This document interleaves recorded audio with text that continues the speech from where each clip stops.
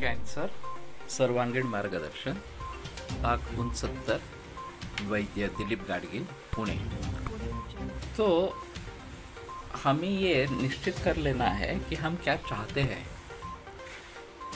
रोग को हम मिटाना चाहते हैं, ये तो सही है और मिटाना चाहिए भी, लेकिन रोग को मिटाते समय हम खुद ही अगर मिट जाए तो उसका संबंध ही क्या है, उसका मतलब ही क्या है। मैंने एक अजीब उदाहरण देखा था। एक 20-25 बरस का युवा, ल्यूकेमिया ब्लड कैंसर हुआ और फिर केमोथेरेपी की गई, उसका फ़ायदा नहीं मिला तो एडवांस केमोथेरेपी दे दी, उसका भी फ़ायदा नहीं हुआ तो फिर बोन मैरो ट्रांसप्लांट कर दिया। और वो होने के बाद उसको पीलिया या जॉन्डिस हो गया, बिलीरुबिन 36 तक पहुंच गया, बचने की कोई उम्मीद नहीं थी। और फिर मुझे बुलाया गया। मैंने कोशिश की 2-3 दिन, लेकिन वो 2-3 दिन में ही चल बसा। इसके बाद हेमेटोलॉजिस्ट से ये कहना था कि उसका बोन मैरो ट्रांसप्लांट सक्सेसफुल था, ब्लास्ट सेल बिल्कुल 0 हो गए थे। लेकिन क्या ये हमारा मकसद है या वो ठीक हो जाना ये हमारा मकसद है? अगर बोन मैरो का ट्रांसप्लांट सक्सेसफुल रहा और पेशेंट ही जिंदा नहीं रहा तो उस बोन मैरो ट्रांसप्लांट का सक्सेस का क्या महत्व है? कुछ भी नहीं महत्व है एक्चुअली। तो हमारा मकसद क्या है ये हमें बिल्कुल सोच लेना चाहिए। और एक संस्कृत में कहावत है, उपायश्चिन्तयन् प्राज्ञः अपायमपि चिन्तयेत्। उपाय के बारे में जब हम सोचते हैं तो अपाय के बारे में भी सोचें। केवल उपाय ही होता रहता है ऐसा नहीं, अपाय होने का भी खतरा बहुत बड़ा होता है।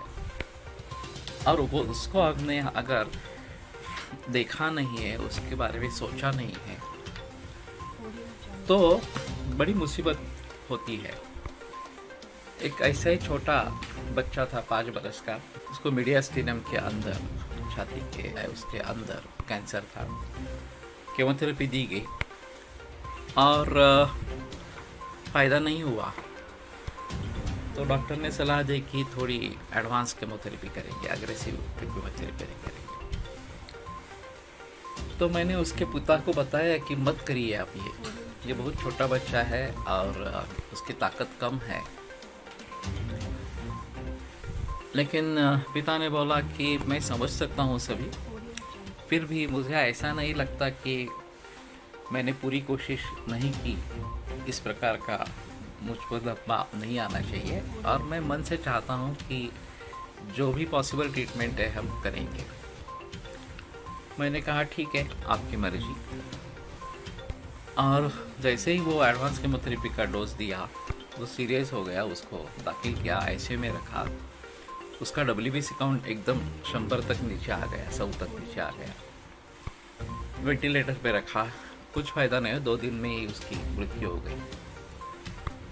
तो ये कहने का मतलब है कि उपाय हम करने जा रहे हैं, केमोथेरेपी देने जा रहे हैं, एडवांस केमोथेरेपी देने जा रहे हैं, और ये अपाय भी कर सकती है और मृत्यु भी हो सकती है। ये अगर हमें पता नहीं है, डॉक्टर ने भी कुछ उसके बारे में बताया नहीं है, तो बड़ी आपत्ति हो सकती है।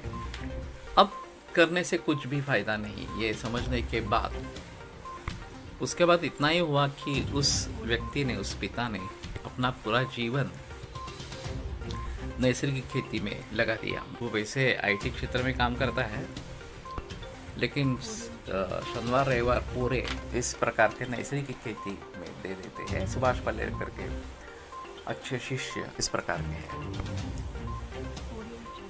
तो हमारा उद्दिष्ट क्या है, और उस उद्दिष्ट को ही अगर हम खो रहे हैं, वो व्यक्ति ही नहीं बच रही है, तो कोई मतलब नहीं है। केवल देना है इसलिए देना है, इसके कहने में कुछ मतलब नहीं है। सबका सूझबूझ कर, जान कर क्या करना है क्या नहीं करना है, उसके बारे में सोचना जरूरी है।